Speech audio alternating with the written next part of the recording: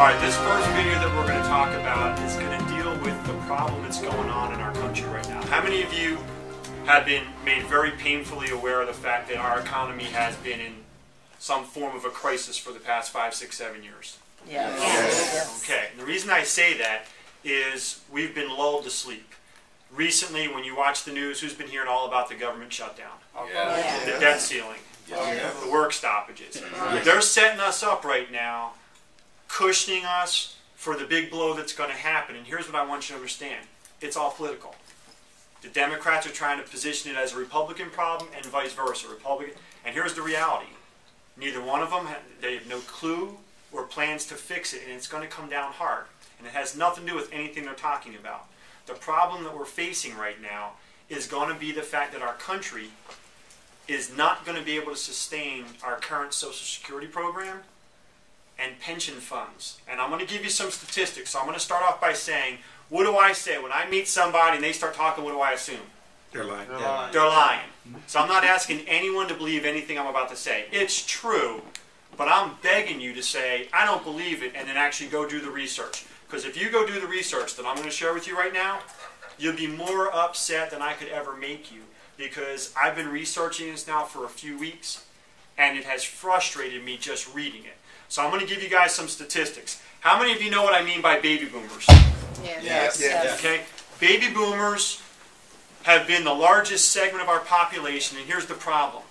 Baby boomers began to start turning 65 in 2011. January 1st, 2011, the very first baby boomer turned 65. Over 8,000 baby boomers are turning 65 every day, and it's going to go on for almost the next 20 years. Just put that into your head for a second. 8,000 a day, every day, not for the next year, not for the next 5 years, not for the next 10 years, not for the next 15 years, but for 19 years. Now, here are some of the statistics that are causing that problem. 36% don't contribute anything to their current retirement plan. Why? Why would people not contribute to their retirement plan? Social Security. Because they don't have enough money to live in their present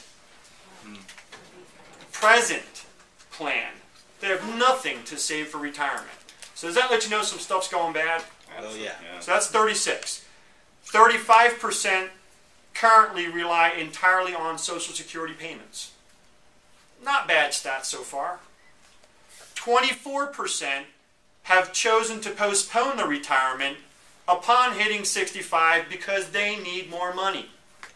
So that means 24% of them actually hit the finish line. 65, golden years, right? What are we always told? Retire and do... 24% of them are saying, nope, I'm going to keep working. 70%, you ready for this stat? 70% started to claim their Social Security benefits at the age of 62 out of a financial necessity, even though it locked them into a much lower amount as if they had waited to 65. What would cause 70% of the population to choose an early Social Security benefit knowing that for the rest of their lives it was going to be much lower than it would have been if they just waited 3 more years? They're free to be around. Need for the money. They can't function at 62. That you're 3 years away from the finish line and you can't live today. Is that giving you guys some idea of how bad it is out there right now?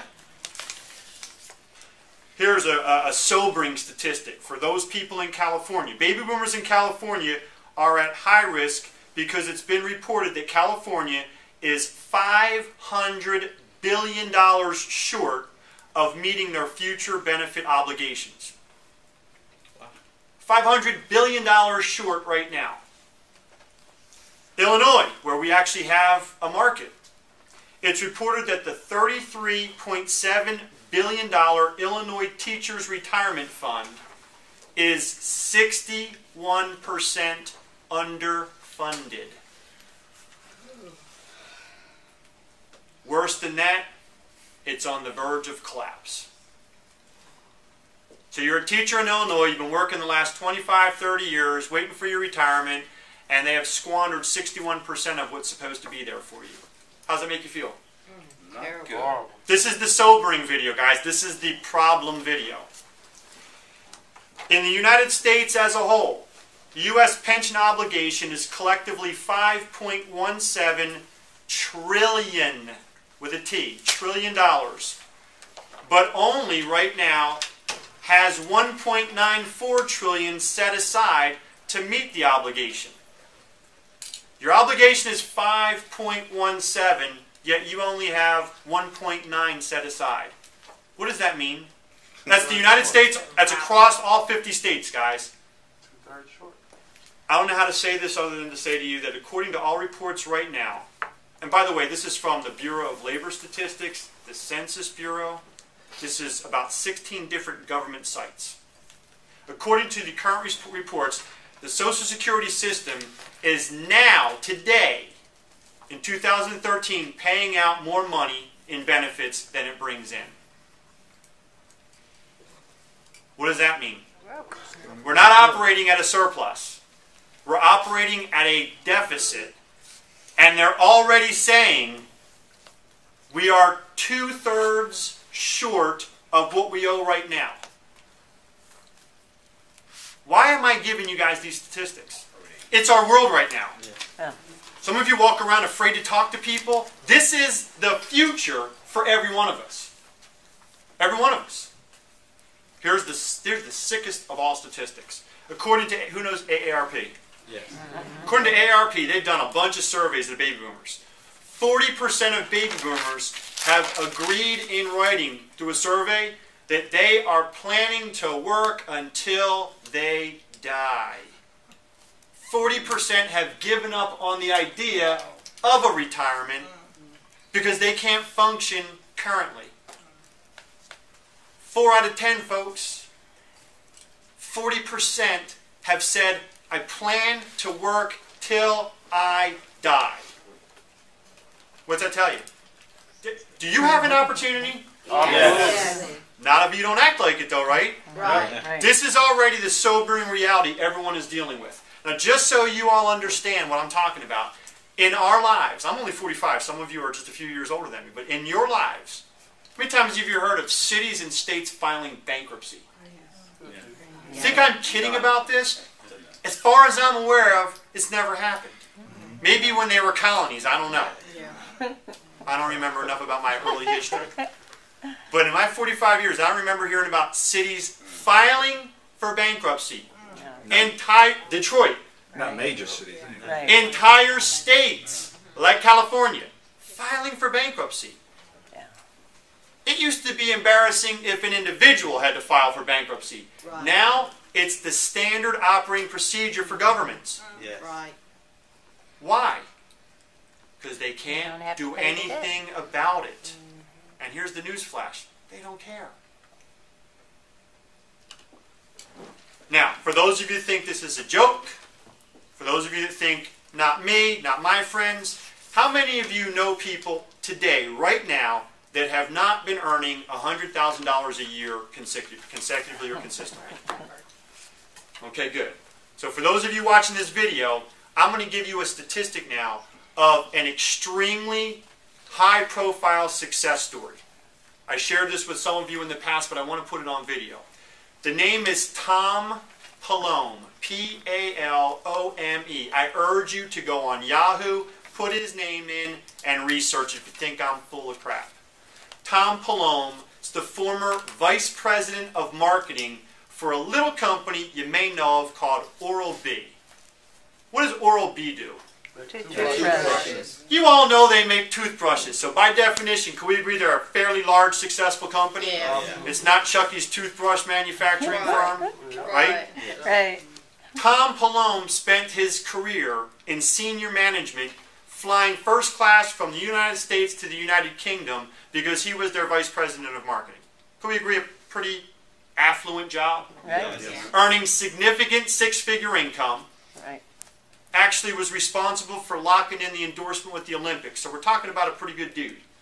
Not some schmuck that they were just hoping to get rid of. So this is a success story, yes or no? Yes. Worked his career. Paid off his mortgage, right? That's Yes. American dream. Yes. Yeah. Paid off his vehicles. Paid off his children's college fund. How many of you guys think that is the American dream? Yes. Yes. Worked, retired, had his 401k, got his Social Security, and when he retired, he had $90,000 in savings. How many of you in this room right now cannot even fathom the words $90,000 in savings? I'm not making fun. I'm just saying that today, Yes. I talk to people about a savings account, and they go, "What are you talking about?" What are you talking about? I juggle checks each month to pay bills. I got nothing in savings. So if you got 90 grand in savings, can we say you did something right? Yes. Yes. That's after paying off your house. Some of you guys know people that have a double second mortgage on their house. Yeah. They don't own their house. They're never going to own their house. They're high-profile renters to the bank. Yes? Yes. This dude owns his house, owns his vehicles, paid off his kids' education, 90 grand in the bank. Should he be able to enjoy life? Yes. Now here's the reality. He's in great health. How many of you guys think that's a wonderful thing? Oh, That's yes. great. Yeah, except when you outlive your money, it's not so great. He's 77 years old now.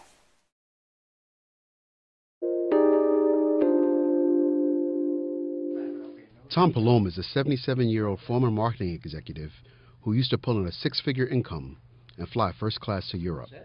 Today, to maintain a modest lifestyle, he works two part-time jobs, one as a food demonstrator at Sam's Club, the other a short-order cook and bartender at a golf club cafe. I make a big $10 an hour, okay? At Sam's Club, I make $7.98 at Rogers Park plus tips. So each job is about $10 an hour. Okay, what I make in a week at these jobs, I probably made in an hour. Okay, during the highlight of my career. I really can't aim that high. Okay, I've got to be logical. All right, and it's always part time. All right, nobody's going to hire me full time with health benefits. There are millions like Palome, longer-living seniors who, after spending most of their careers as corporate managers and professionals, realize they can't afford to retire, ever. I had sufficient funds to live a very quiet, sedate life, if you would. I have a golf membership now, okay, that I wouldn't be able to do, all right. And I still like theater, okay, so in Florida we've got a great place down here. And I go to those, and I have a social life, okay, which I wouldn't have if I didn't work. Right behind this current army is the baby boomer generation, who are turning 65 at a rate of $8,000 a day. They're the first generation expected to fund their own retirements, and many are coming up short. They are coming to us not by choice, but because of necessity. They would much rather be retired, but a lot of them lost money when the stock market turned down a couple of years ago, and a lot of them have lost the jobs that they've held for several years. The median 401k balance for households headed by people 55 to 64 was $120,000 in 2010, which would give these households just $4,800 a year, assuming they withdrew 4% annually. Even the most affluent baby boomers, who earn more than $150,000 a year, don't have the 10 to 20 times their working income investment advisors say they'll need to maintain their standard of living as they age. If I could do over, all right, I would have hired, some sort of financial planning expert. Palome, who earns a little more than $3,200 a month from the two jobs, Social Security, and a small pension, considers himself lucky. His only regret is a lack of good retirement planning advice when he was younger. I never thought I'd live to be this age. Never did. Really. It never dawned on me that I would live to be this old and need money at the same time. For Bloomberg News, this is Emmett Henry. Do you have $90,000 in savings? No. Is your house paid for? No.